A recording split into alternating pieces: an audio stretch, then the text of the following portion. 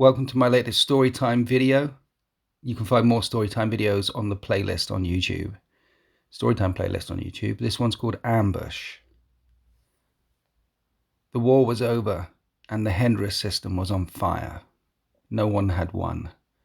Stories would not be written about the war and the rest of the galaxy would not know what had happened here. Yes, some commanders and warlords had declared victory, and yes, heroes had fought and died. But no one had won. Ships drifted in the void, piecemeal, trailing plumes and bits of themselves. Repair crews worked overtime while deep-field ore specs peered nervously into the deep. In this way the system emptied, bit by bit, like breath from a dying body. Some made it out unmolested. Some never made it out at all. From the Mandeville Point, a ship might leave the Hendris system for a distant shore or for refit at Gehenna if the shipyards there were still worthy. Heretics would go where heretics would go, darker places no doubt, but some, the mauled and the broken, could not get far without dropping out of the warp for further repair. And so they waited a short jump away, close to the corona of a nameless star. 3 planets in the system had once been inhabited, but now only one held life. Aranta, Dirtball, Dustball, Dead End. No one came to Aranta. There was nothing to pillage or trade. The Imperium had taken it millennia before. No one came to Aranta except to hide. So they waited in the black, waited and watched for weeks and weeks. They were the 13th. They had done this before. Core Draxus lay dormant on the Medicae of the enlightened truth, his breathing obscured by the whirring and beeping of ancient life support systems. What counted as the warband's apothecaries and Medicae servitors filled him with fluids and stuck his flesh with needles. Priests stood around him, chanting prayers and bartering with the dark gods. Incense filled the air and minor demons danced in and out of reality, some woeful, most spiteful. He would wake, he would be strong again, but it would take time. The Hendris campaign had taken its toll. Drakmor, master of possession, stood over his lord and shook his head. Guilliman's damned lapdogs, he spat. The Ultramarines had got the drop on them as they had left the dying system. They had taken as much from the Loyalists as they had given, but it had not been easy. Cordraxis barely made it out alive. Lesser men than Drakmor would have seen his lord's condition as an opportunity to seize power. Lesser men than Drakmor would have found Gordraxus bleeding and broken and ended his life on the battlefield, the maelstrom of war, a perfect place for betrayal. But regicide is best left to the 8th Legion. Instead, Drakmor had heaved his master's prone body off-world, for he had faith that Gordraxus would lead them to greater glory. Any improvement, Portus? He is stable and he is healing. He will live. Drakmor nodded. Rest well, the sorcerer said to his master. The perpetual spiral will endure in your absence. On the bridge, Warpsmith Harrick studied the blip on the ore specs. It was faint and far away, but he saw it. He instructed his scry skulls to overclock the scanners, enhancing the visual feed as much as he could. When he saw the feed, he grunted. What is it, Harrick? Quizzed Drakmor, walking back onto the bridge. Loyalists, the Warpsmith growled. Which loyalists? The 13th. More sons of Ultramar? Not the 13th Legion, boy, said Harrick, scowling. The 13th. Drakmor had replaced his helm before returning to the bridge, but Harrick had known him for centuries. Since the Galmec incident, any member of the 119th War Host would not easily turn down an opportunity to kill more of those accursed nomads. His skull-shaped faceplate could not hide his reaction. Have they seen us? If we can see them, they can see us. How big is their vessel? Big. We do not have the manpower on board to fight them, not after the campaign at Hendris. Harrick heard the bitter disappointment in the master of possession's voice. He smiled. Drakmor, you have more manpower at your disposal. Since Hendris, the wall between reality and unreality is weak and full of threads. I know very well, said Drakmor, and I know well the cost. Drakmor glanced at the cogitators around him at the data he had to hand. He did not need to, but he looked anyway. Munitions, shield strength, core strength, all bad. Port decks 20 through 32 were locked for repair and voided, and Hangar 3 was, well, it was still sitting there, but at least it had stopped eating the deck plates. There is a small planet east sidereal of our position, said Harrick. It lacks any significant resources. We can make planetfall in 5 hours. Then do, said Drakmor, and make sure the Astartes see us. The heavy cruiser She Knows No Fear powered towards the planet Aranta after the traitors. Telemetry data had been locked weeks before, and the cruiser made good time. But the heretic vessel drifted wide after entering the system, and the 13th could not catch her. Either the captain was paranoid, or the ship's impulse drives were damaged. Probably both, thought Captain Maven, on board the bridge of She Knows No Fear. Around him the crew were quiet and confident, dedicated to their tasks, perhaps more dedicated than usual, as to the right of Maven stood the 13th's Master of Sanctity, High Chaplain Snow. Maven nodded at Snow, and as usual, Snow ignored him and glared. He always glared, more now since his promotion. Snow had refused the honorific High Chaplain 12 times in the last 200 years. On the 13th occasion, it had been ancient Matthias who had convinced him, though Maven was not sure how. Maven had never known Snow to change his mind. He was iron and hatred, which was why, of course, it had to be him. Closer now, and screens fizzed and sulked, while tech adepts canted binaric prayers and worshipped levers, dials, and hololith phantoms, teasing data from the machine spirits. The spirits were senile and surly after sharing space with the star's corona, but a picture began to form, and the central tacticade lit up with red, scrolling information and high-picked gains. Word Bearers. She Knows No Fear knew her prey. They had met once at Galmec 2,000 years earlier, the battle barge, the enlightened truth, up-armoured but undergunned for one of her weight class. No, not undergunned, thought Maven, undermanned. Short of crew with tertiary guns muzzled and shielded, the Word Bearers were like that. Ship's crew were sacrifices in waiting. Unless a warship was dock fresh and resupplied, they were often undergunned, particularly after leaving a war zone. Typically, this would never be a problem for an Astartes battle barge. No one would pick a fight. Typically. She Knows No Fear tugged at her leash, sniffing her old enemy out in the black. There were prayers from the guidance pulpits as adepts tried to soothe her, and the primary viewer flickered into life without command, thousands of miles from range. Senior Magus, Naomi thrice apologized to Maven and plugged herself directly into the ship's MUI. The quite frankly cluttered central hololith began to behave as Naomi whispered soft prayers. There would be no void war. The Word Bearer's vessel was outclassed and wounded, but still, she was an Astartes battle barge. She was old, saturnine stock, tough old roots that went deep, tough old roots that made her very hard to kill. She had lived through the heresy, and she would live through this. She was built to break lines, to push through where others could not. If she ran, they might not be able to stop her. Maven was pondering his options when the Word Bearers made planetfall, and the heretic warship pushed for the far side of the planet. It would be a ground war then, he thought. An orbital strike of the landing zone, and environs would not do it.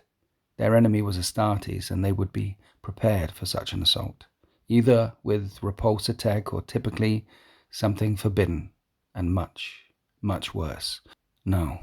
The Word Bearers had gone to ground, and the 13th would have to root them out. She Knows No Fear moved into geosynchronous orbit 11 hours after the traitors had made planetfall, and the assault was timed to begin at hour 13 because Snow had said so. Maven had overall command and laid out his battle plans, silently pleased when Snow nodded his approval. The assault would be brutal, overwhelming, and factored for contingencies. The 13th knew the relative size and disposition of the enemy. They had landed in haste, after all, and were well in range of scryers and battleship-grade ore specs. She Knows No Fear would blockade the retreat with a demi-company in reserve. The remainder of his strike team would fall upon the enemy in 3 detachments. Nephilim Company would take to the skies in Talons and Stormhawks and clear the way, their tasking to strike exposed ground targets as well as chase any rats that escaped the battle grid. Maven would lead a squad of Reaper Company with the elements of 2nd Company he had to hand. Hellblaster squads would prove invaluable against Astartes' warplate, and Lieutenant Krieger could keep them focused.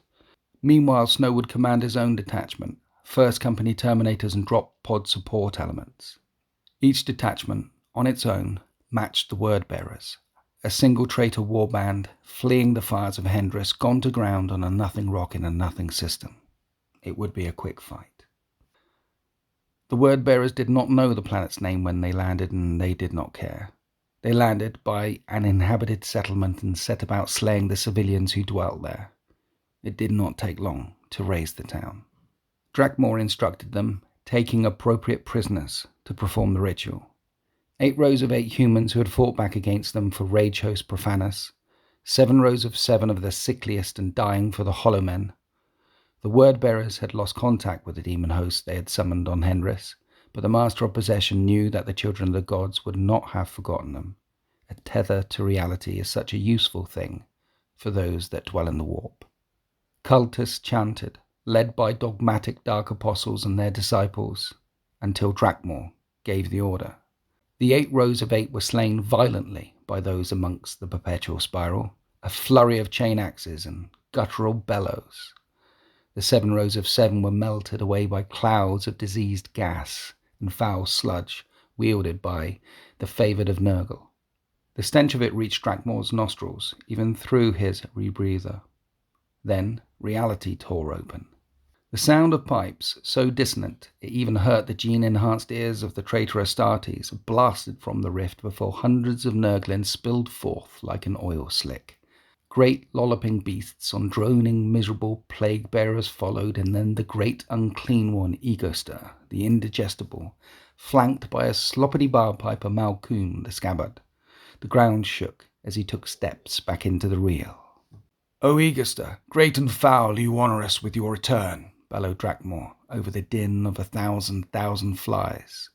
"Should I take this to mean that you won the wager with the bloodthirster Grashak?" Egoster nodded silently. He said nothing, but pointed at the scabbard, his barpiper.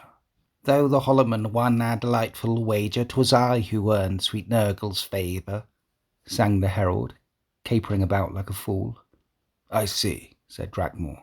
"On Hendris, after all, the fuss," Malkoum sang again, "I left with a tear of Magnus." It was then that Drakmor noticed the great ruby-coloured jewel being held by a Nurgling dancing through the barpiper's feet. He wanted to curse. The perpetual spiral had failed to claim any of those powerful artifacts during the campaign, but this dancing fool had managed it. He could feel the power of it. It felt like someone watching him from a distant shore, from a distant time, a place where gods walked.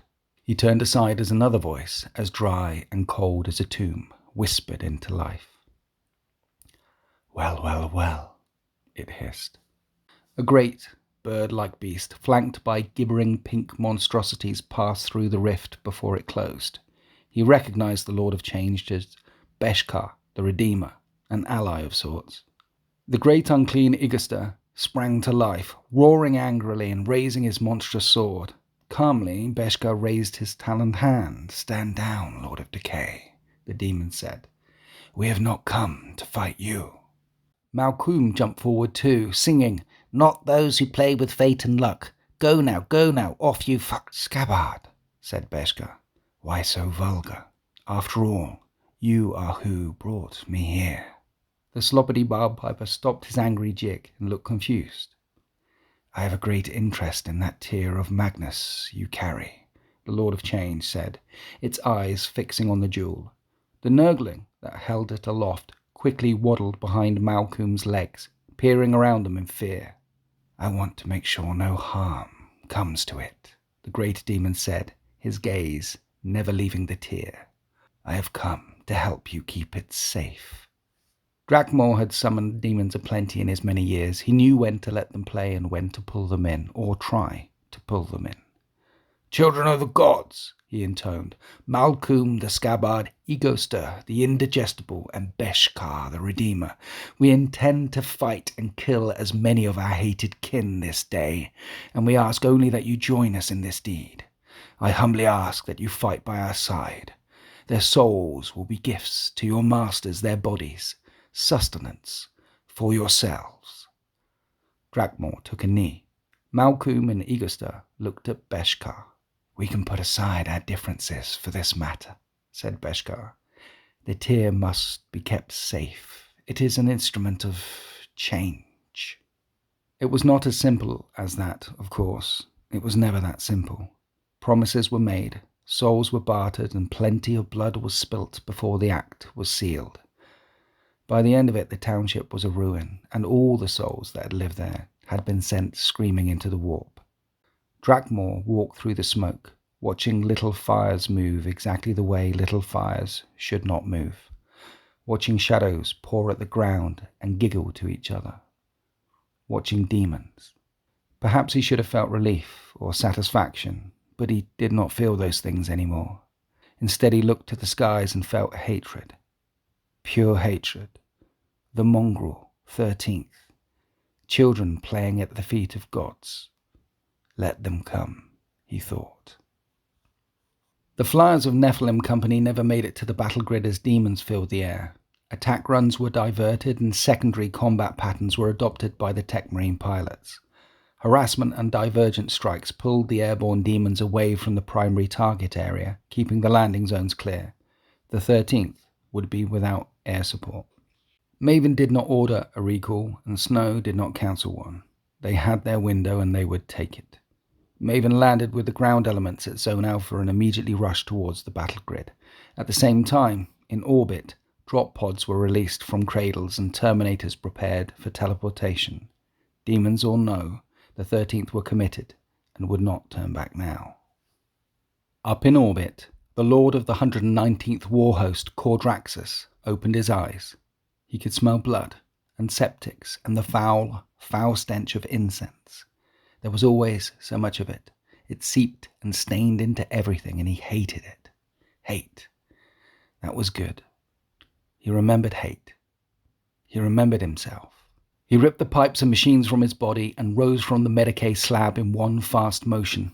Adepts scuttled away from him into dark corners while red lights flashed and machine spirits shouted questions. He grabbed a surgical saw from the table next to him and looked for targets. Bortus was there, chief apothecary, his chief apothecary, quailing in the shadows with his hands up like a pitiful thing. Next to Kordraxus, something moved and he killed it. An adept, with a surprised look on his face, hit the floor, the surgical saw now pinned through its chest up to the hilt. The Ultramarines, said Kordraxus, looking down at the adept as it gurgled and died. Gone, said Bortus. Kordraxus turned and stared at his apothecary through the strobing lights. Bortus took a step back, keeping his hands in plain sight. Drakmor, said Kordraxus. Bortus swallowed and pointed to the Medicae slab. Your wounds, he said. You really should. But the apothecary never finished his sentence, preferring instead to dive to one side as the Medicae slab smashed into the wall where he once stood. When he picked himself from the floor, Kordraxus was already there, his red eyes glaring hatred down at him. He tried to step back, but the wall would not let him. Drakmor, said Kordraxus. On the planet below, said Bortus. We were ambushed. One jump from Hendris, Astartes, Mongrel 13th. Their ship outclasses ours. Drakmor went planetside to raise the Neverborn. His words trailed away as his throat went dry. Kordraxus loomed over him, and red eyes pinned him to the wall. It was said that Astartes were fearless, but Bortus knew better. A primitive part of his brain, a small, weakling part that could never be cut away by the transformation process, shivered like a tiny rat below the death stare of an apex predator. Their ship, said Kordraxus. Bortus swallowed. Grand cruiser, well lit, battle-proud. Where? We put the planet between us. Kordraxus snarled and pinned the apothecary by his throat. Baltus barely saw him move. 1 minute he could breathe, the next his throat was clamped shut and the vertebrae in his neck started to twist and click. "You will bring me my armor, my weapons," said Cordraxus. Then he let Baltus collapse and watched him convulse on the floor at his feet before stomping away into the shadows and red, strobing light. Chaplain Snow teleported into the battle grid once Captain Maven had initiated his attack. With him came a full squad of 1st Company Elite Terminators. They appeared on the edge of the main thrust in a blinding snap of relocation and immediately charged forward. Their target, demons in machine form, attempting to flank Maven's position. The demon engines did not stop when they saw them. Instead, they turned to face this new threat. They wailed like animals in pain and crashed against the Terminators as a pack. Snow screamed back at them, cursing litanies of hate and swinging his croziers. There was fire all around, burning from the township and spreading across the ground like a living thing. Strange shapes and sounds filled the air as the warp pressed against reality. Bolt rounds missed. Power fists shorted out, and the Astartes soon found themselves fighting for their lives. They took maybe 2, maybe 3 demon engines down with them until all that was left was Snow. He was cut and bloody when the Lord of Ruin came up at him, riding a steed of bleeding metal. The Lord did not slow down. It went through him. Snow remembered waking in the mud and ash, buried in the mud and ash, stamped into the ground itself.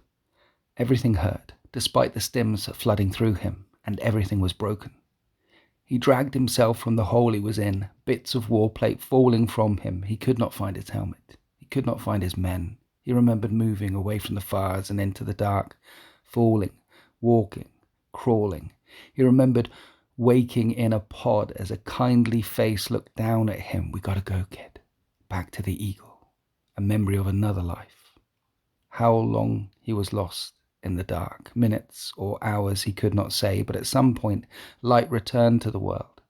It came in the form of drop pod, retro burners, searchlights and targeting reticles. He stood as best as he could and raised his croziers and bellowed out a challenge, and when no one shot him in the face he started laughing.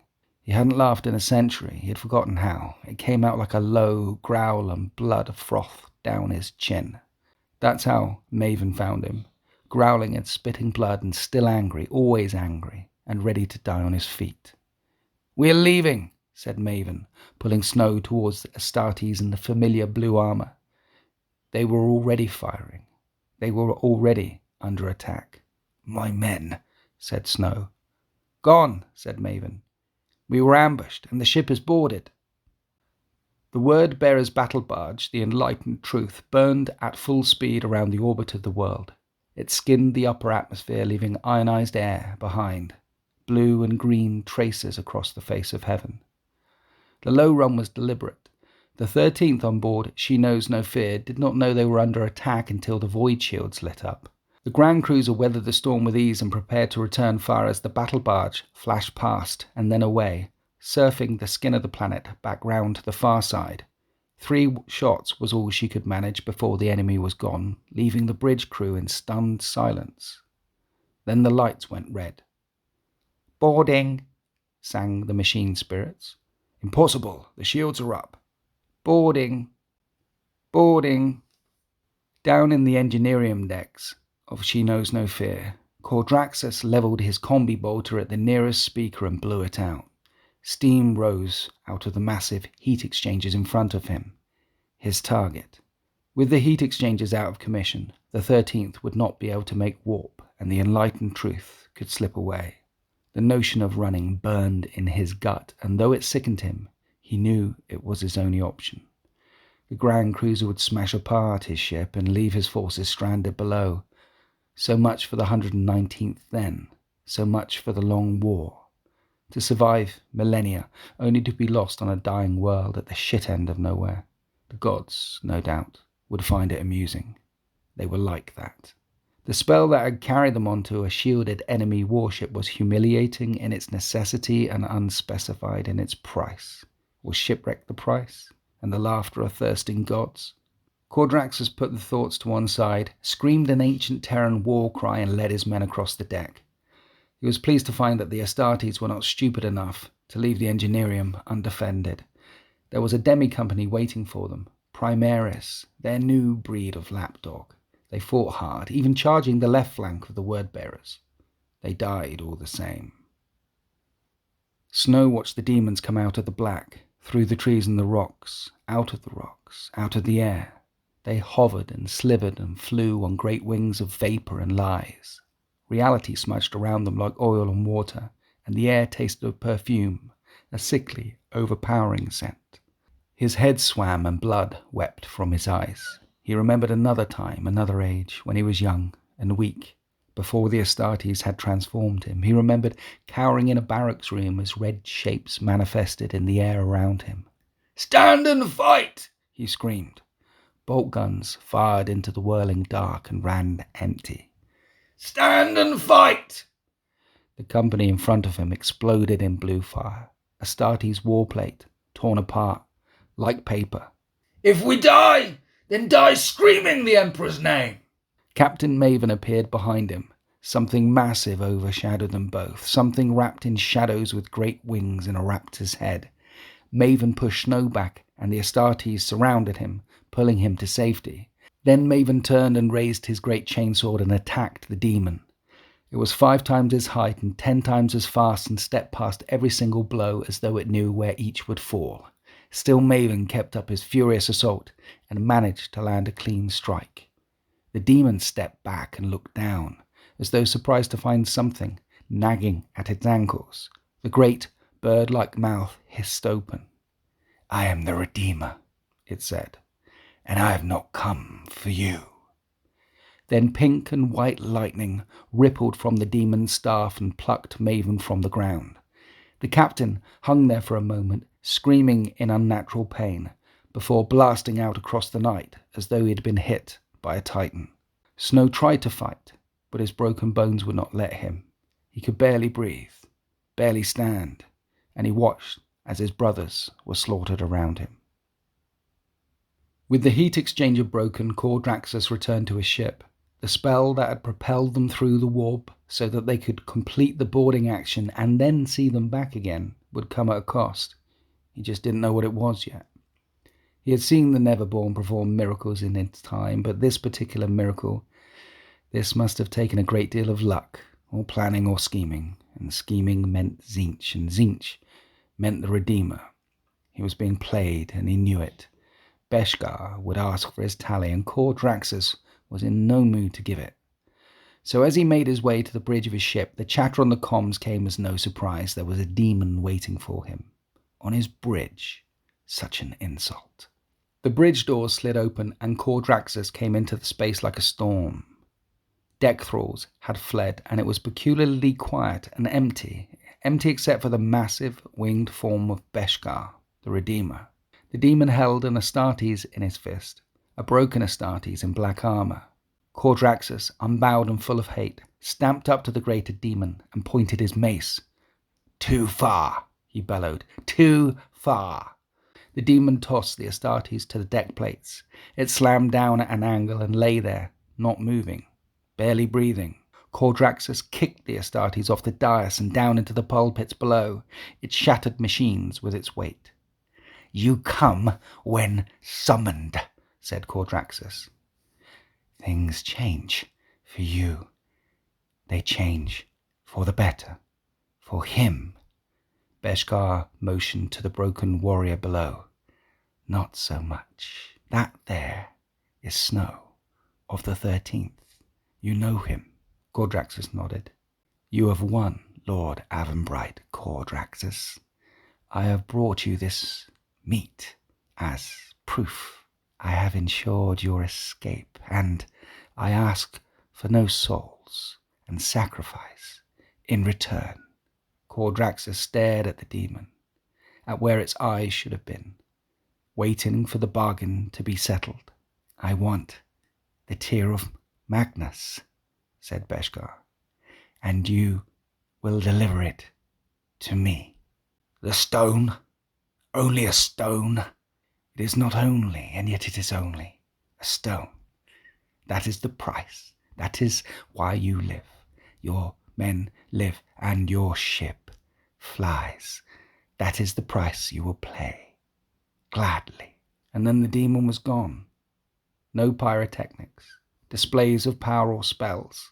One moment, the great demon of Tzeentch stood on his bridge.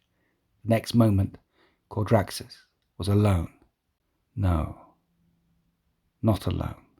Down in the pulpit below him, Chaplain Snow opened the only eye he had left and stared weakly at the broken machinery, sparking, flickering next to him. There came a crash as something massive landed nearby.